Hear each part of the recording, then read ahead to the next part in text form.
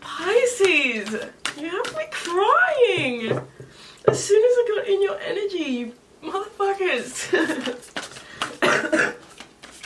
Oh my god, Pisces. Okay.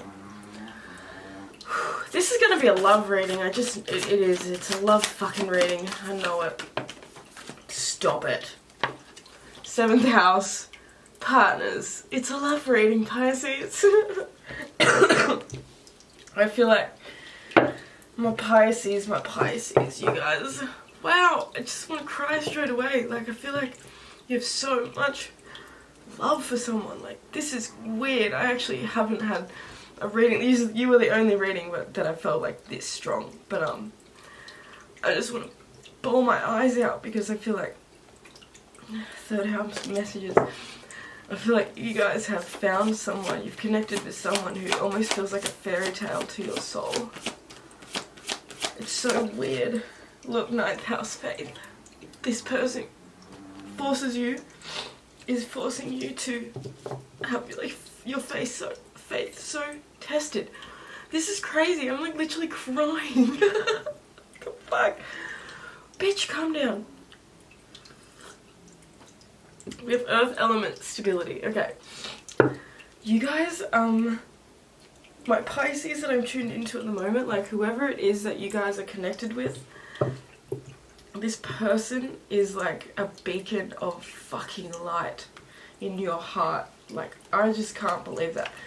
The song, You Have to Listen to Your Soul, it was Shrek. It was a Shrek song. And it was just like, it was giving me like Shrek and Fiona, man. How perfect are they for each other? Oh my god. Of course this is gonna happen in a Pisces fucking reading. Whew. Stop it. Just stop, please. It's just ridiculous, but I just felt like this partnership, this person, whoever they are, you know who they are, because you're not going to be on this reading if you don't. And if you're not vibing, if you're not resonating with this energy, well then this reading isn't for you. All these readings are for a sun, moon, rising.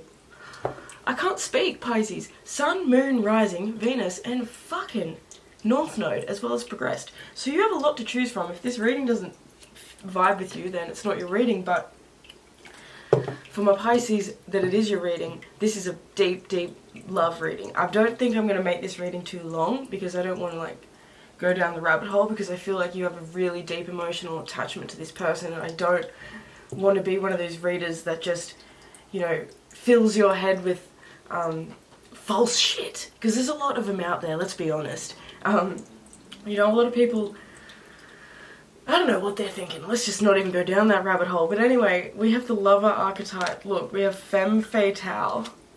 We have healer. We have the queen. And we have the scribe. So I feel like this love story needs to be like written. Like this is like it's a fucking story. Like it's a fairy tale. It's a fucking fairy tale. Like whatever this connection is, this person is, you're being called to have faith, because I feel like things aren't perfect. Like that's the thing. That's why I want to cry, because things aren't perfect. Things are actually really fucking hard sometimes, and it feels like they're really hard at the moment. And you know, that's kind of forcing you to need to have faith. And it's so funny because I've been filming readings all morning with the cleaner next, like outside, and you know, I've been doing my readings, and sometimes I feel uncomfortable having someone, like a random, being able to hear what I'm saying. Like it's just like, eh. But I didn't, like, literally had none of this energy. So the second she leaves, she literally just left, I got into your energy, and I'm here bawling my fucking eyes out, and I shit you not that I would not have wanted her to hear me crying in this room on this fucking camera. So it's just like such divine timing. Your tears are so sacred. I feel like your tears are literally portals of fucking healing. Like they are magic, earth magic, like your own magic that your body creates. Tears to me are literally like, that is literally your body's alchemization process. What happens when we hurt? What happens when we're upset? We cry, and that is our body's fucking way of letting it out, letting the emotion out, letting the feeling out. Crying feels like it's so powerful, so healing. You're a Pisces. You don't need to be told to cry. Cry. You know? We have the lover archetype. It says great passion and devotion, unbridled appreciation of someone or something. So this person really, really holds a really special place in your heart. I feel like you are so loyal to them. Like, I literally feel like you have this loyalty. That's what this earth element stability is. And then underneath that we have grand trine of blessings. So this is a very blessed relationship. I think the thing is, when you guys are together and things are, you know, in a very healthy, healed state, I think that you guys just have such a beautiful connection with each other. Like I was saying with Shrek and Fiona, like, you guys are just giving me such hardcore Shrek and Fiona vibes. You know, and like, she wasn't honest with him at first, she wasn't authentic with him at first, and then look at the miscommunication that happened with them, and you know, she nearly married Lord fucking Farquaad, and how much of a mistake would that have been? So, you know, it wasn't until Shrek finally had the courage to, like, you know, tell her how he felt. So the thing is with Scribe, like, that's kind of like communication. I think at the moment there needs to be like a shift in the way you guys communicate. I feel like for maybe one or both of you, writing letters would really, really help you to decipher what's actually going on in your mind. You know how they say, like, we should do our morning pages, you know, to just dump the brain goo that we have going on in our brains out on paper, and it helps you essentially, you know, digest what's going on. I'm getting that for you guys as well, because you have such a love for this person, you have such a deep connection with this person that I think you can lose yourself in that because you are so devoted and so in love with it. Shadow attributes: obsessive passion that harms others and self-destructive devotion. So you do have a tendency to overdo it when it comes to love and when it comes to relationships. Because of this loyalty, because you are so, like, if you meet someone and you fall in love with someone, Pisces, at least the Pisces on my channel, because not every Pisces is gonna be like this, but you know, you are devoted to them. They are your person, you know what I mean? You're gonna open your heart, open your soul, open your home, open your family, open everything to this person. You're gonna give them your soul on a platter. You're gonna give them your heart. You're literally gonna hand them your heart. And so I think that sometimes that can have you being in a little bit of a codependent energy. Not even like, it's not feeling like it's super toxic and crazy intense. I think that you guys, the Pisces that I'm tapped into, you guys are very, very, very spiritually aware. You guys are very connected. You guys are very in tune with your own self and with the higher realms and with God, Sophia, divine, nature, whatever you want to call it. You guys are completely connected to that. And that's why it's not like this big toxic codependency thing. It's more so that you don't realize that, you know, you're not waking up and thinking about, what does the day feel like my soul is calling towards? You're thinking, what does the day look like for us? Or, I mean, I don't want to say it even like that, because that sounds silly, because, you know, we need to be like that in relationships, but there's a tendency to maybe overdo it. Instead of focusing on yourself, you're more so focused on the relationship. And while that's completely healthy, there has to be an element of focusing on yourself, like 100%. And I'm saying this as a South Node Taurus in the 7th house. That's all Venus energy. My past lives are all about the fucking relationships. When I was 17, I got in my first relationship. I fucking have been out of a relationship for 6 months since then, and I'm 28. So I'm speaking from experience. I'm now at a point at 28 years old in a relationship with someone that I fucking adore. He's my Shrek. Oh my god, people sometimes say he looks like Shrek too. That's funny. Don't tell him that. I think he's gorgeous. I think he's just divine. I don't give a fuck what anyone else does. Anyway, that's, you love people for who they truly are too, and that's what's really beautiful. You don't give a fuck what they look like or anything like that. You genuinely love people like with a genuine open heart. But yeah, what I was saying, it's essentially, it's just like you've given your power over to them in a little bit, and this person hasn't tried to use it or exploit it. It's kind of just that you need to really have strong power in this lifetime, because that's actually what I was saying. My North Node is in the first house, right? Which means that my life purpose is to figure out how to healthily be in relationship with myself, first and foremost. And that's something that I'm getting for you. Like, we have the North Node moving into Aries this month, which is the same energy of a North Node in the first house. Same but different. So this energy is going to be ripe and powerful for all of us. So, you know, maybe you've been going through some tough times in your relationship with this beautiful person because you needed to sort of have this little bit of a wake-up call to where maybe things needed to be worked out. It's getting you ready for the North Node in Aries, because the North Node in Aries is going to have everybody moving towards their power, their passion, themselves. Aries, first sign of the zodiac. It's the spark, it's the beginning, it's the self. We have the Queen archetype coming out for you as well, which radiates the regal feminine, uses her benevolent authority to protect others. So, you know, you are moving into, and you're already in this, you already have this regal queen high energy that you have. It's kind of giving me Leo vibes. So you guys might have Leo ruling the 7th house, or you might just have Leo in your big 3, or, you know, a Leo Mars or something like that, Leo North Node. But it just kind of feels like you are here to lead, you're here to lead with your heart. And sometimes your heart can get a little distorted when it's more so focused on somebody else, when it's more so focused on them instead of being focused on you, you know, and what you're being called to create and share with the world. Because you, with this 9th house, you know, you have a spiritual gifts, you have a lot of spiritual gifts that you're here to share with this scribe as well, you know, preserving knowledge and information. You are someone who probably has a very good gift with writing, with sharing, with communicating. You might find that this connection with everything that you're going through inspires you to create some sort of art in that way. Whether it's painting, whether it's writing a book, whether it's writing short stories, whether it's starting an Instagram page and just, you know, putting some quotes that you've made up there, who knows. But essentially, it's about reconnecting with what feels like home to you and with what feels like true love within you. You know, they always say you can't love anyone else if you don't love yourself first. And while that is true, you know, we can love other people while we're not quite healed. That's completely fine, you know. I know that I'm not like completely healed, but I love the shit out of my partner.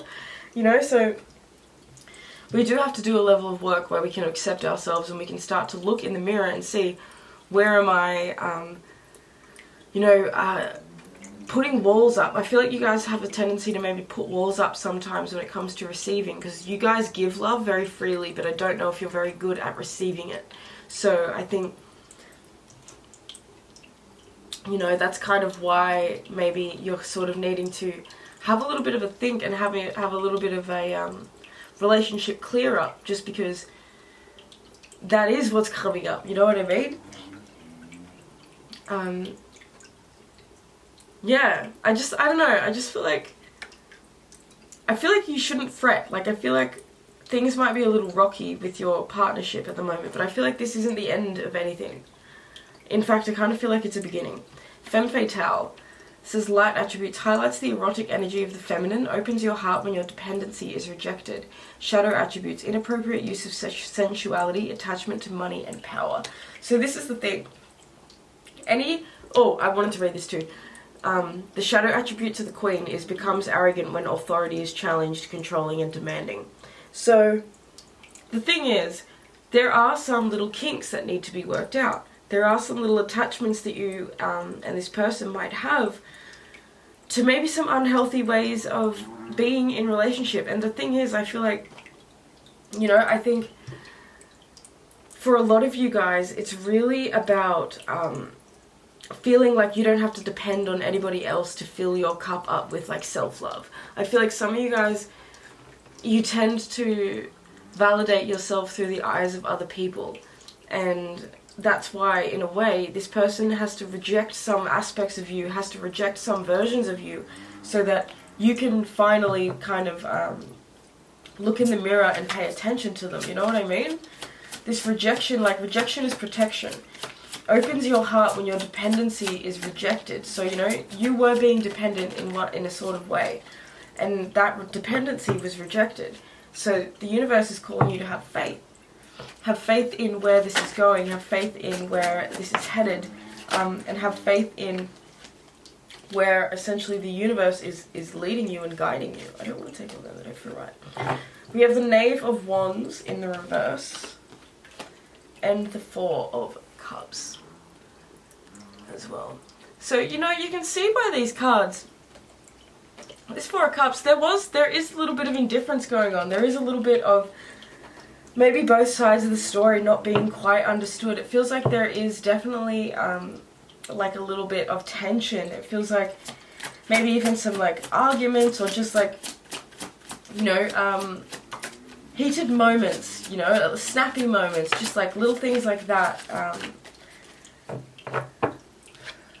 Eight of Cups, the Empress in reverse, yeah, and the Six of Wands. Some of you guys feel, I think that you wanted this, you felt like this was supposed to work, like because you feel like this person is like your soulmate, it kind of feels like this person, it was just supposed to work with this person straight away. Like it was supposed to be easy with this person. I think that, you know what, because we've been talking about fairy tales, and that's something that fairy tales and that Hollywood and movies and stuff has done. It's created a false sense of us believing that relationships really are fairy tale endings, and that like relationships really are what happens in the movies, because it's fucking not, you know? There's no knight in shining armor that's ever going to come and save you. It's essentially, it's about saving yourself. So the Empress in reverse with the Eight of Cups, for some of you guys, someone hasn't been giving you the attention that you feel like you deserve from them. I feel like this is a little bit, and that's the shadow attribute of this Queen card. It says becomes arrogant when authority is challenged, controlling and demanding. So you might have been a little bit in an energy of feeling like you need this person to show up in a certain way, i.e. maybe cuddling you all the time, you know? What's your love language? I feel like you've been kind of relying on this person to show up for you in a certain way, to validate your feelings, to make you feel good about yourself, to make you feel connected, to make you feel divine, to make you feel beautiful. And essentially it hasn't been working. With this Four of Cups and the Page of Wands, if anything, it kind of just feels like this person's become discouraged in some sense, because you're not seeing your own light. You're not being confident enough within yourself to follow your dream, to follow your heart, to really put yourself in the shoes of the queen that you are, as the ruler of your own life. You know, as the ruler and the commander of your reality.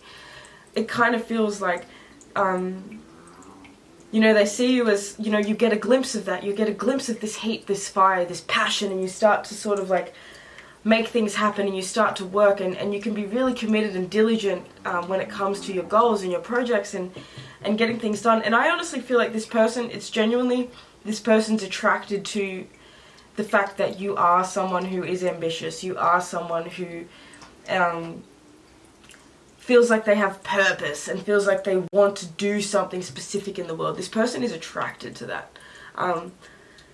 But they are not attracted to you needing them to push you along that path. You know what I mean?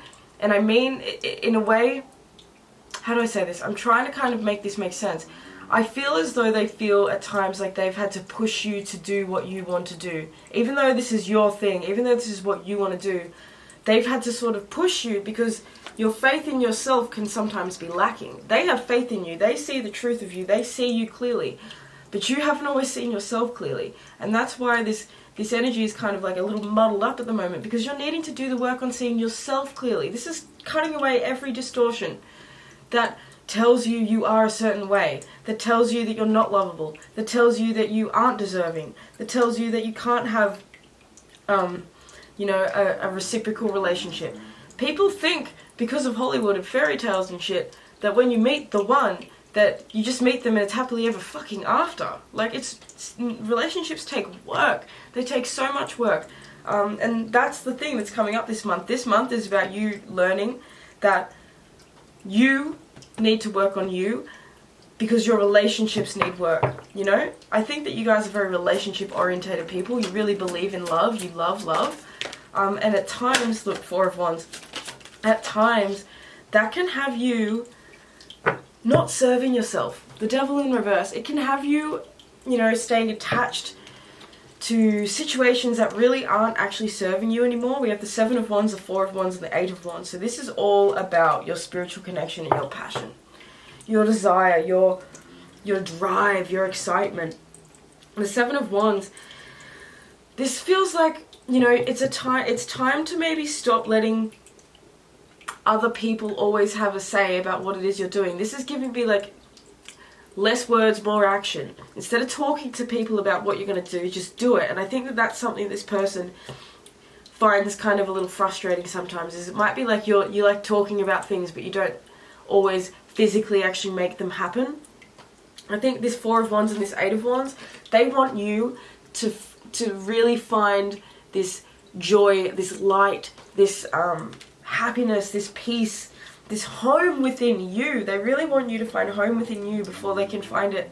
You can find it in the relationship together. You know what I mean? I don't even know if this person is fully conscious of that, but they are feeling called away. They are feeling called into maybe being less affectionate, being less all over you, you know, being less open to your your maybe more uncomfortable expressions at the moment.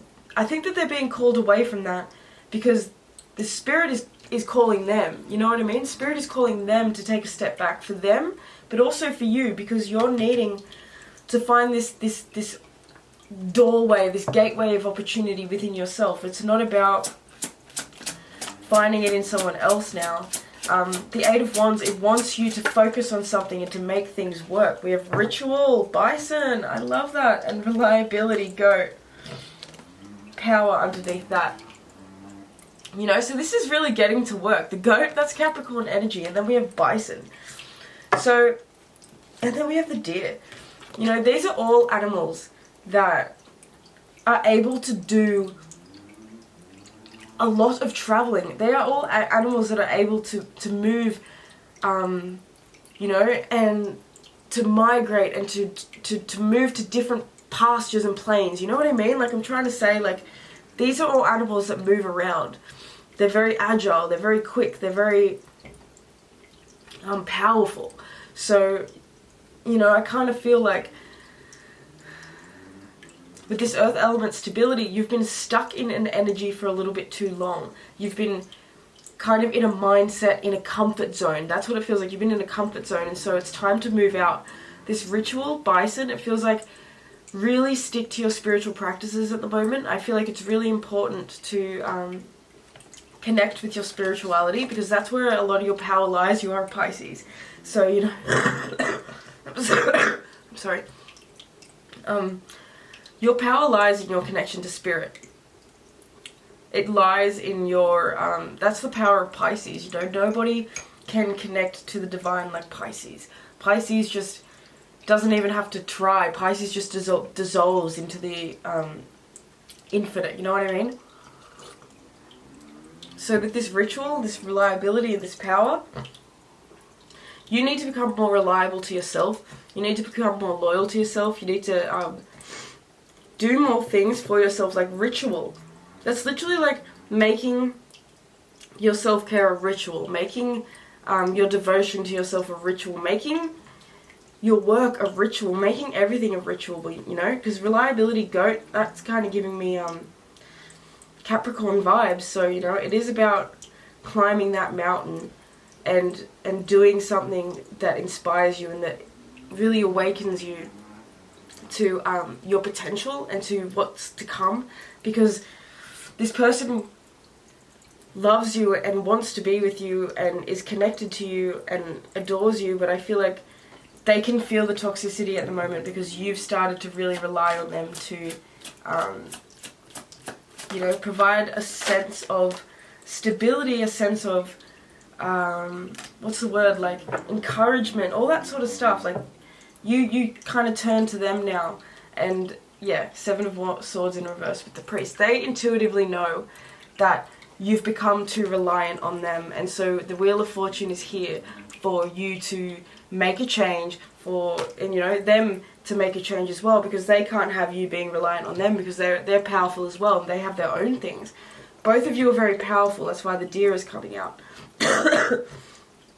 So, you know, loyalty, commitment, and just sticking this out, sticking to this discomfort, allowing it to move through you, allowing yourself to really connect with the versions of yourself that are in pain, that are hurting, and really looking to the roots of why, and looking to the roots as to why you think this might have happened right now. I don't think, like, I'm not saying that all of you guys are currently experiencing a breakup or anything, but I just feel like the Pisces I've tapped into, it could be that there's just a little bit of discomfort going on within the relationship.